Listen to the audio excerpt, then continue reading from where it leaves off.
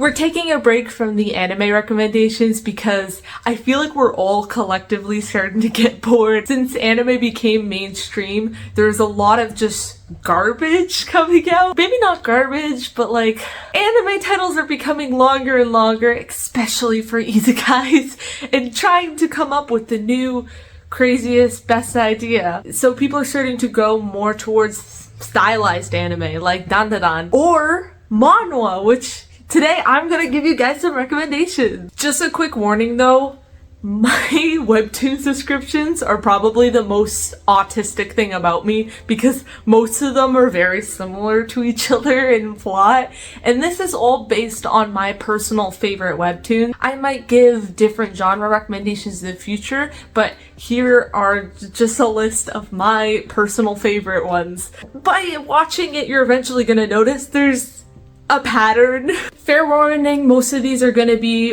romance stories. I started off on Tapas before I went to Webtoon. Tapas started to get a little greedy with like the inks system, which is like a weird money system, so I eventually moved on from that. I'm pretty sure you can also find a lot of these on Webtoon as well. This one web series is really short. I'm pretty sure they only ever made like 2 volumes for it, but it's one of my all-time favorites. I used to have it as my wallpaper for the longest time, and it's called Magical Boy. It's basically like, you know, the average like anime plot where it's like, oh my god, a magical girl anime, except this time it's a male main protagonist instead of a female main protagonist, which is really interesting. It's one of those basic self-discovery plots, but it also has just kind of like a hint of like some sort of like generational trauma or miscommunication there. I really like it, and it's an LGBTQ plus series. It's very...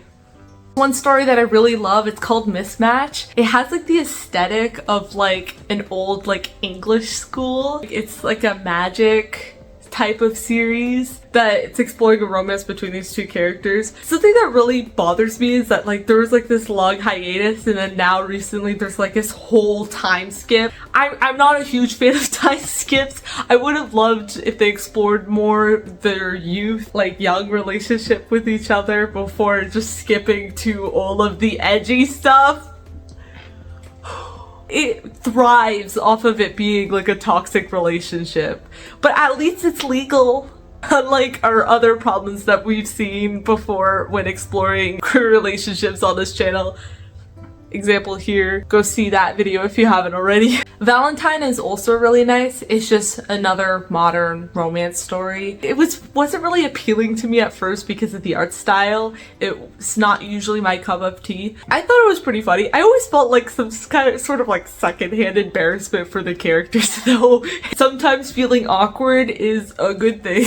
At least it is for fiction. Idiots Don't Catch Colds took so many hours of my life to read. So if you're the type who loves binging webcomics or just wants something that will last long for like a very long time, I'm pretty sure that the person who made it like remade it, you know, like a second time and changed the art styles, because I remember there being like 2 versions on Tapas when I was reading it on Tapas. Blossoming the relationship, 2 young people. It's like the average fruity story. It's one of the first webcomics I ever read, and so it's part of the reason that got me into webcomics. The male lead is total tsundere, and then the side character is like one of those like cold, you know, unapproachable bully types. If you want something that's basic but predictable but comfortable, Idiots Don't Catch Colds. I Think I Love You is actually a recent thing that I got into. Okay, I know what you're thinking. These characters are not human. I'm not a furry. I do appreciate furries. I respect you guys, but I'm not a furry. But it's nice for casual. It's like, it's episodic. It's like you're just watching these 2 be cute together. Short comics, you know? Now it's gonna start getting kind of repetitive. So I started spiraling down this rabbit hole, one might say. A rabbit hole that I will never ever come out of again, because now I am obsessed with finding specific webtoons with these specific certain characteristics, and I refuse to read anything without them. It's a problem, I know. I'm just gonna explain the plots quickly of these, and then you're just gonna guess what they all have in common and start to understand to the extent of my insanity. My direct favorite is really sad. When you first start to read it, it kind of feels like it's gonna be like really edgy, but it's not. It does talk about really dark topics, but it's not like the center of the story. So it kind of like deals with mental health in a way that's very consumable, very easy to deal with for just a more average or like casual reader. And so if you like people exploring topics of mental health without making it really dark and depressing, my direct favorite is really sweet and nice. It's basically a reincarnation story where someone wakes up into their favorite web novel just to discover they're a character in the web novel. Then they make decisions based on how they know the events will unfold. I call it my direct favorite because she has a favorite character that she's like really obsessive about, and she wants to make sure that he has like his happy ending, even though he's not the male lead in her favorite web story. It's some weird like fourth wall breaking stuff. We have Obsidian Bride. It's also ongoing, and I actually really love Obsidian Bride. Those of you who like those reality shows like Love is Blind, or like that weird show through feelings and not through how they look like. I have no idea. Oh my god, I need to look at it. Oh my god. Where they like dress up as animals to like hide their identities so then they can fall in love with the person's personality instead of how they look like. That's kind of the premise of Obsidian Bride.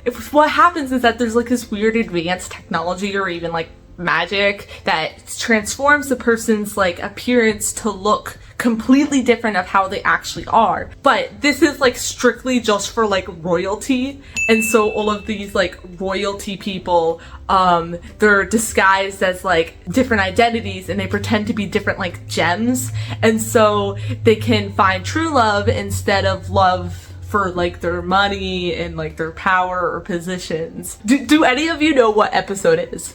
I swear to God, I'm not gonna explain what it is, but you've at least seen the ads. I promise you have seen the ads sometime in your life. I feel like episode's not as big as it used to be, but it was a thing. It was a thing, I promise you. And a lot of these episodes people made, they would have a similar plot, like, oh my god, game show, but you have to fall in love with who they are and not like their looks and stuff. Or like, you can't like have relations with that person, you know, like those game show, like, oh my god, fall in love with this person. It felt so oversaturated and gross. But Obsidian Bride, they're very special. I don't know how to put it, like, because it's not an actual reality TV show. It's a drawing. It's you know, it's not real people, right? For some reason, for me personally, it feels more real than those like reality TV shows stuff. But like, if you want to get past all that weird gross brain rot, you should go to Obsidian Bride. Also, but this man, I would die for this man. Also, she's pretty cute. The Remarried Empress is a story about tragedy, and it is a story kind of about finding true love over a love that's like a forced marriage, because their main character is like the Empress. It's kind of like a marriage of convenience, but they always thought that they were on good terms when eventually some other person comes to go for like the emperor, and then she doesn't know what to do, and she basically gets fucked over by like, it's just so unfair. You're gonna be frustrated the entire time, but you're also gonna be like kind of into it because it's like, it's drama, it's dramatic, it's crazy, but it's really good. 10 out of 10. It's ongoing. Most of these are ongoing. My villainous family won't let me be. It's one of those plots where it's like, I'm reincarnated as like the villain in this story, or like one of the like evil people and not the main characters, right? And then they end up becoming one of like the main like good people, and then like their family loves them again, and then they still want to escape for some reason because they're still thinking about their traumatic past or like their reincarnated life that they lived through, right? Like they know the future, they're like, oh my god, I can't forget your horrible actions towards me and the actions you will take towards me and all that. Cross My Heart and Hope to Die is actually really edgy and really sad. It's a romance story like most manhwas are, but it's really upsetting because it deals with the topic of like mental health struggles.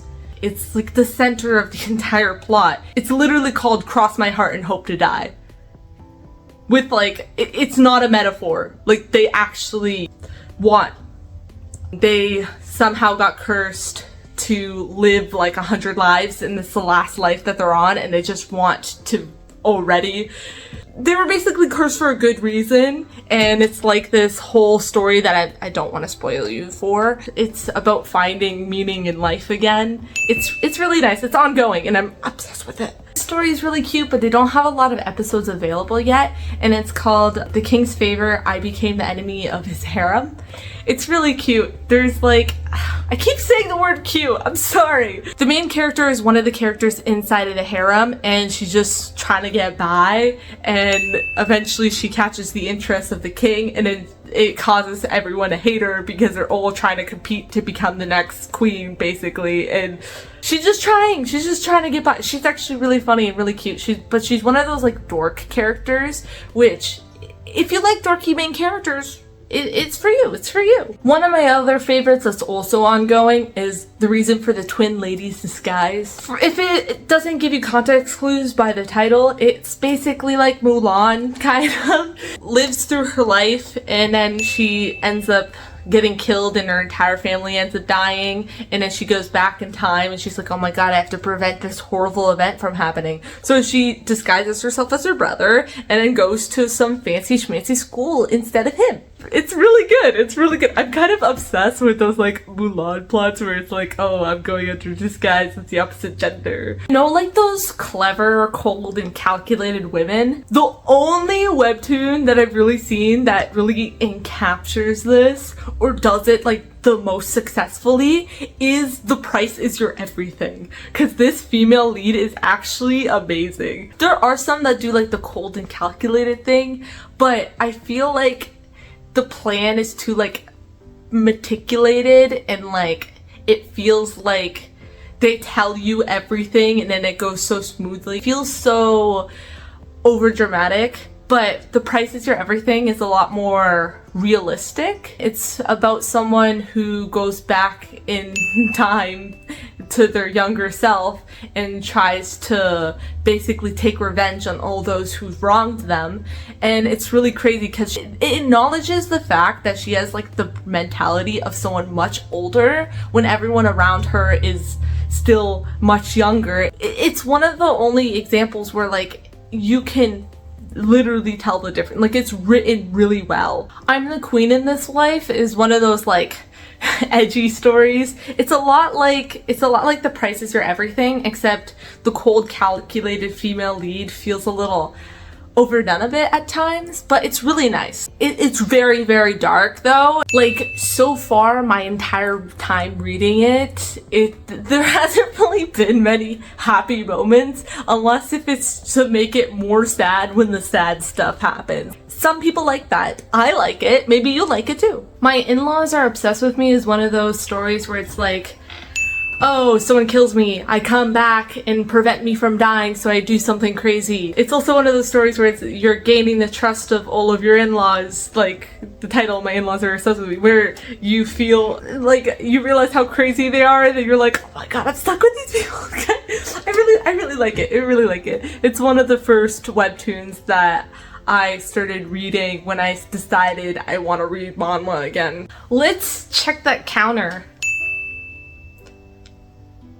If you haven't noticed by now, I have a type, one might say. I have a preference, one might say, for webtoons. I feel like we all need a break from anime, so I hope that these recommendations are helpful for you, and I hope that you guys have a good life. I'm A Treat, and I suck at outros. I guess this is just my thing now. Just awkwardly sitting here while I play the equivalent, like, my end card or whatever. Watch my other videos. Like, subscribe. Please like me.